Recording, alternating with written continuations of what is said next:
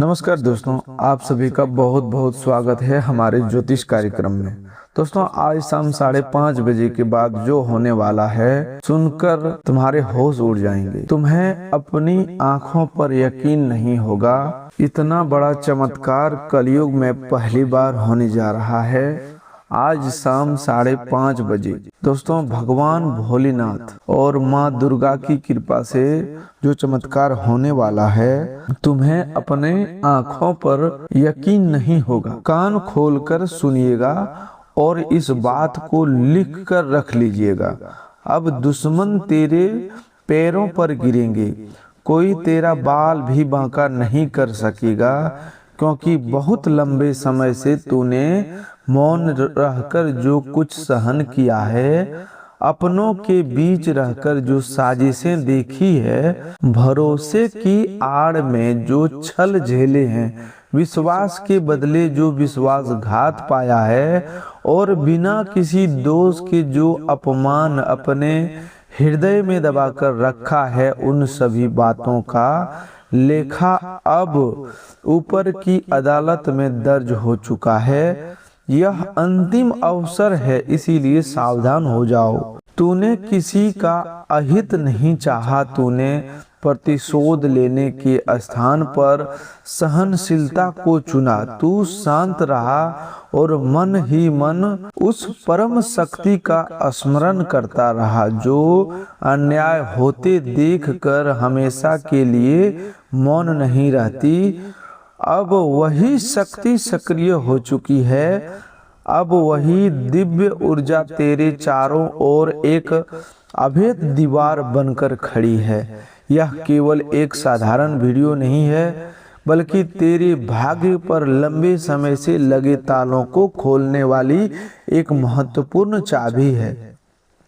तेरे मन में बार बार यह प्रश्न आता होगा कि अचानक कुछ लोगों का व्यवहार तेरे प्रति क्यों बदल गया है। जो लोग कल तक तेरे सामने ऊंची आवाज में बात करते थे, आज उनकी वाणी धीमी क्यों पड़ गई है। कुछ लोग तुझसे आंखों क्यों चुरा रहे हैं। कुछ लोग बिना किसी कारण तुझसे दूरी बनाकर भी तेरी गतिविधियों पर ध्यान क्यों दे रहा है। इसका कारण यह है कि जब बजरंग बली किसी सच्चे भक्त की रक्षा का संकल्प लेते हैं, तो उसका संकेत भक्त को बाद में और उसके शत्रुओं को पहले मिलने लगता है। जो लोग तेरे दुखों पर हंसा करते थे, आज उन्हीं का मन बेचैन रहने लगा है। जिन्हें पूरा विश्वास था कि तू कभी दोबारा खड़ा नहीं हो पाएगा, आज वही रातों में चैन से सो नहीं पा रहे हैं। उन्हें भीतर ही भीतर अनुभव होने लगा है कि ऊपर से निर्णय उतरना शुरू हो चुका है।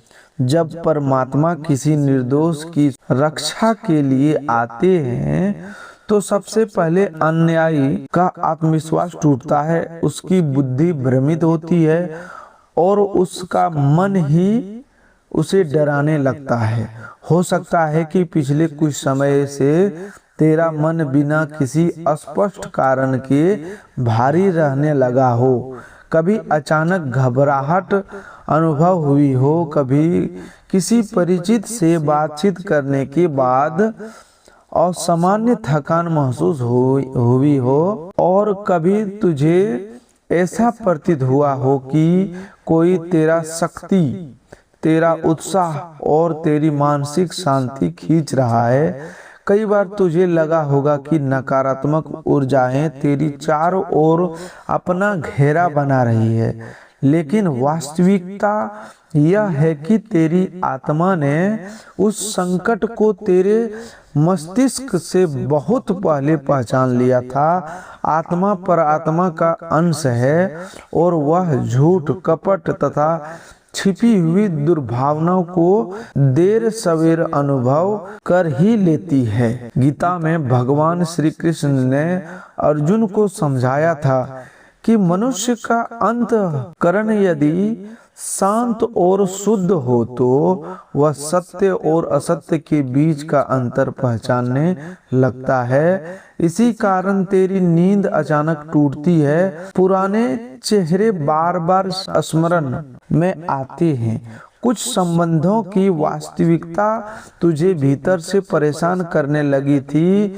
यह सब्र बिना किसी कारण के नहीं हो रहा था, यह तेरे जीवन में आने वाले बड़े परिवर्तन की पूर्व सूचना थी। क्या आपके साथ भी ऐसा हो रहा है? तो नीचे कमेंट बॉक्स में जय माता दी जरूर लिखना। एक बार अपने बीते समय को याद कर, कितनी बार तूने गलती न होने पर भी अपमान झेला, कितनी बार लोगों की कठोर बातें सुनकर भी उत्तर नहीं दिया, कितनी बार तेरा हृदय भीतर से टूट गया लेकिन चेहरे पर तूने मुस्कान बनाए रखी। तू संघर्ष नहीं चाहता था, तूने किसी को नीचे गिराने का प्रयास नहीं किया, तूने अपने कर्म पर ध्यान दिया और अपने रास्ते पर चलता रहा। परंतु कुछ लोगों ने तेरी शांति को तेरी कमजोरी समझ लिया। उन्हें लगा कि तू भयभीत है, उन्हें लगा कि तेरी चुप्पी का अर्थ यह है कि तू उनकी चालों को समझ नहीं पा रहा था। उन्हें यह भ्रम हो गया था कि तू कभी सच को पहचान ही नहीं पाएगा, लेकिन वे यह नहीं जानते थे कि शांत रहने वाले व्यक्ति के पीछे यदि महादेव की कृपा पड़ी हो जाए तो समय को करवट बदलने में देर नहीं लगती। रामायण में भी प्रभु श्री राम ने हर अपमान का उत्तर उसी क्षण क्रोध से नहीं दिया था। उन्होंने उचित समय की प्रतीक्षा की, धर्म का मार्ग नहीं छोड़ा और अंत में असत्य का साम्राज्य अपने ही कर्मों के बोझ से गिर पड़ा।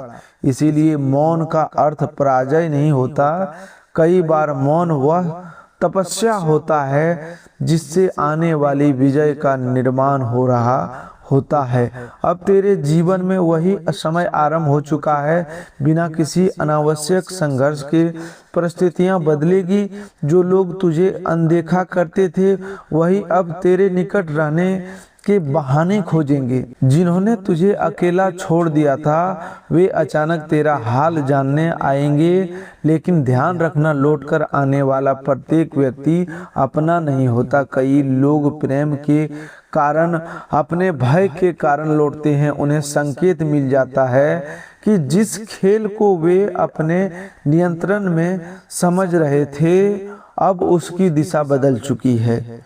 इस वीडियो को बिल्कुल अंत तक देखना। तुझे यह सोचकर आश्चर्य हो सकता है कि कुछ लोग तुझसे बात करते हुए असहज क्यों दिखाई दे रहे हैं, कुछ चेहरे तुझसे नजरें क्यों नहीं मिला पा रहे हैं, कुछ लोग अचानक आवश्यकता से अधिक मीठी वाणी का प्रयोग क्यों करने लगे हैं। इसका कारण यह है कि जब हनुमान जी अपने भक्त के चारों ओर सुरक्षा कवच बनाते हैं तो पहले विरोधियों के मन में भय प्रवेश करता है, उनके निर्णय बिगड़ने लगता है, उनकी योजनाएं वापस में टकराने लगती है, उनकी वाणी लड़खड़ाने लगती है और उनका अपना मन उन्हें अनेक कर्मों की याद दिलाकर डराने लगता है। खतरे की घंटी तेरे लिए नहीं, उन लोगों के लिए बज रही है जिन्होंने तेरी सरलता का अनुचित लाभ उठाया। तूने देखा होगा कि कुछ लोग तुझसे दूर रहकर भी तेरी प्रत्येक गतिविधियों पर ध्यान दे रहा है। सामने से वे शांत दिखाई देते हैं लेकिन भीतर से बेचैन है। उन्हें धीरे धीरे अनुभव हो रहा है कि जिस व्यक्ति को उन्होंने अकेला और दुर्बल समझा था उसकी रक्षा अब कोई साधारण मनुष्य नहीं बल्कि स्वयं दिव्य शक्ति कर रही है। और अब ऊपर से सुरक्षा आरंभ होती है, तब व्यक्ति को हर जगह जाकर अपनी सच्चाई सिद्ध नहीं करनी पड़ती है, तब समय उसके पक्ष में साक्षात प्रस्तुत करता है। परिस्थितियां उसके लिए बोलती है और कर्म स्वयं उत्तर देने लगती हैं। भोलेनाथ न्याय देने में विलंब अवश्य करते हैं, क्योंकि वे प्रत्येक पक्ष को सुधारने का अवसर देते हैं। लेकिन जब न्याय का समय आता है तब झूठ को संभालने का अवसर नहीं मिलता।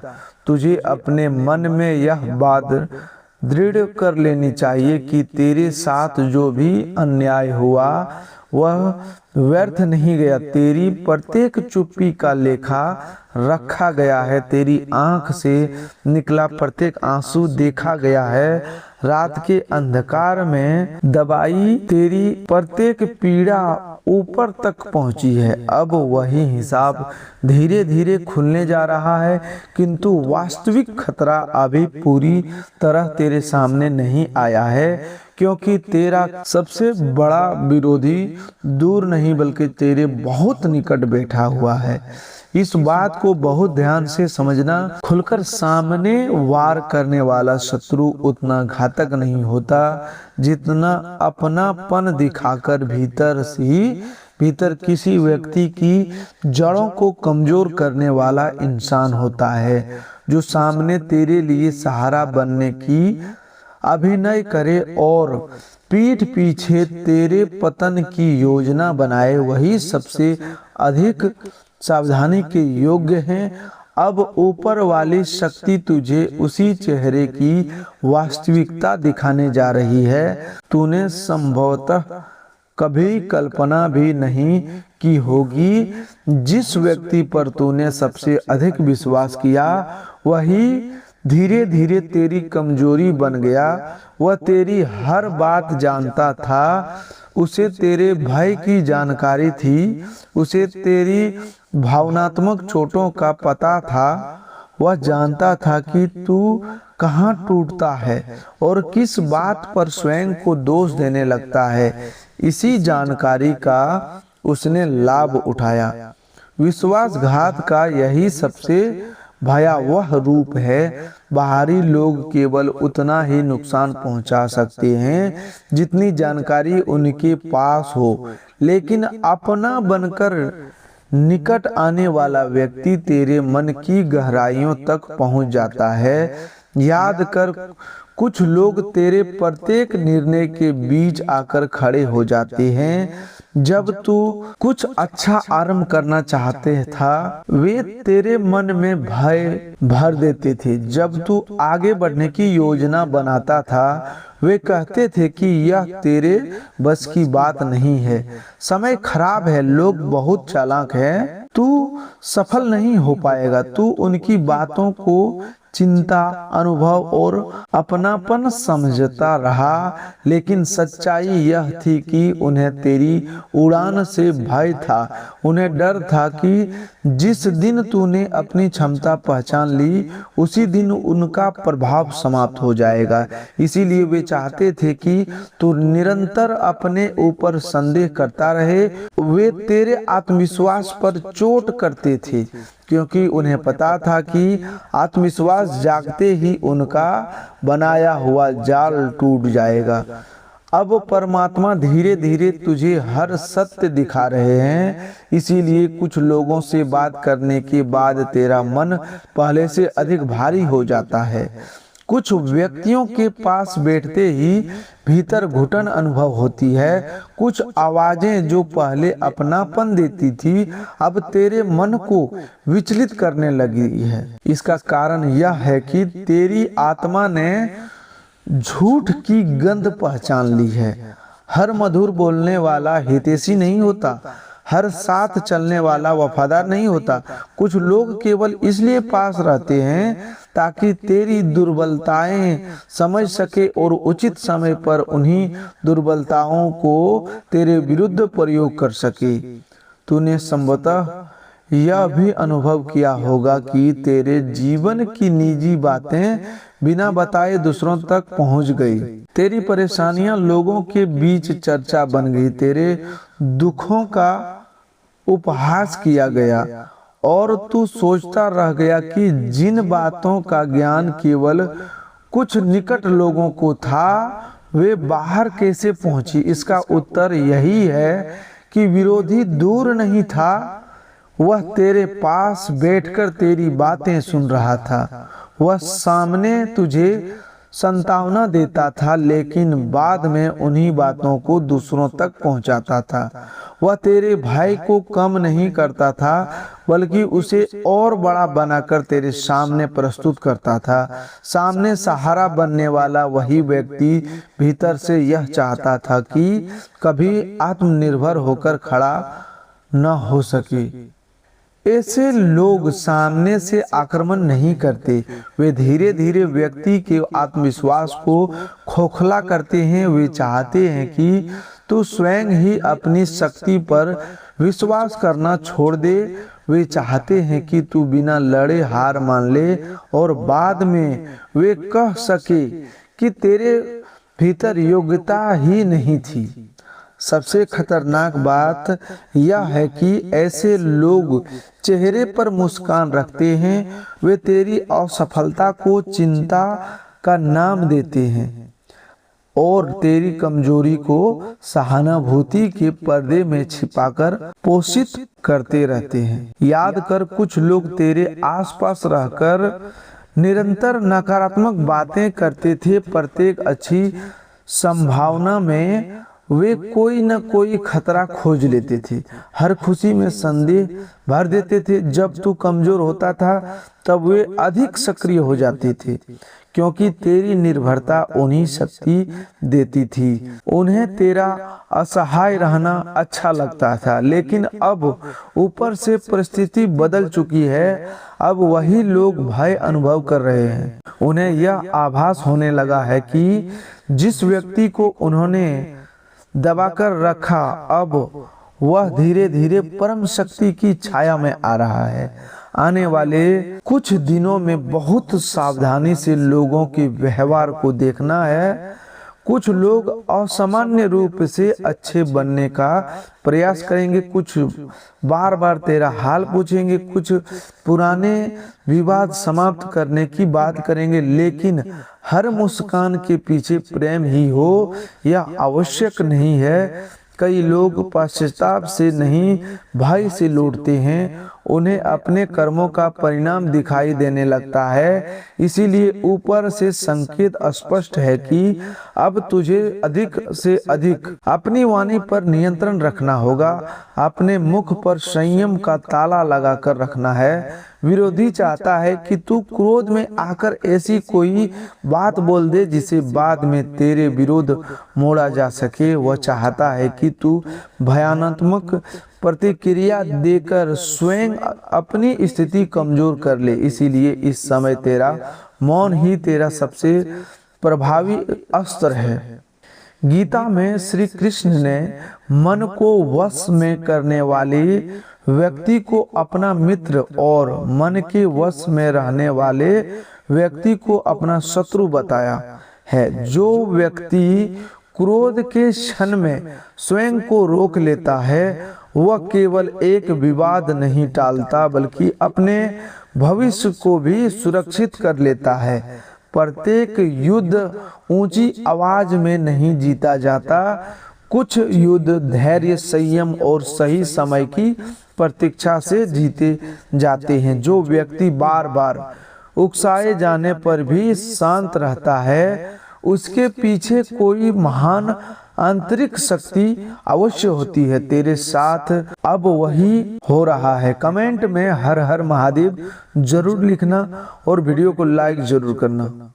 इसी कारण ऊपर वाली शक्ति तुझे बार बार गलत प्रतिक्रिया देने से रोक रही थी। कई बार तो क्रोध में उत्तर देना चाहता था, लेकिन भीतर से किसी ने तुझे शांत कर दिया।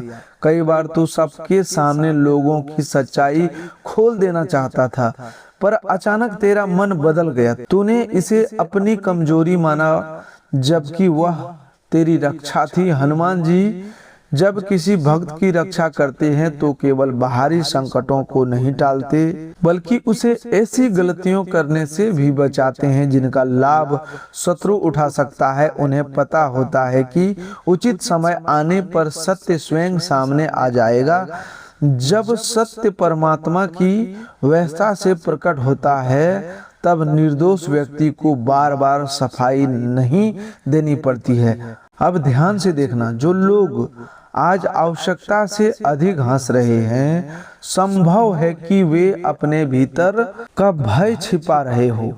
जो तुझे दूसरों की नजरों में कमजोर दिखाने का प्रयास कर रहे हैं, वे स्वयं भीतर से असुरक्षित है। उन्हें अनुभव होने लगा है कि उनका समय बदलने वाला है। घमंड प्राय मनुष्य की अंतिम बड़ी भूल बनता है। रावण के पास ज्ञान, शक्ति और वैभव था, लेकिन अहंकार ने उसकी बुद्धि को ढक लिया। उसने संकेत मिलने के बाद भी स्वयं को नहीं बदला और अंततः उसका साम्राज्य उसी के घमंड के कारण समाप्त हुआ। तेरे विरोधियों से भी अब ऐसी कोई भूल होने वाली है जो उनकी वास्तविकता स्वयं सामने ले आएगी। बहुत जल्द वही व्यक्ति कोई बड़ी गलती करेगा जिसने तुझे सबसे गहरी चोट पहुंचाई। उसका आत्मविश्वास वास्तविक चेहरा स्वयं उजागर होगा। इस बार तुझे कोई षड्यंत्र रचने की, किसी को मनाने या अपनी बात सिद्ध करने की आवश्यकता नहीं पड़ेगी। अब मामला इंसानों की चालों से निकलकर ऊपर की अदालत में पहुंच चुका है।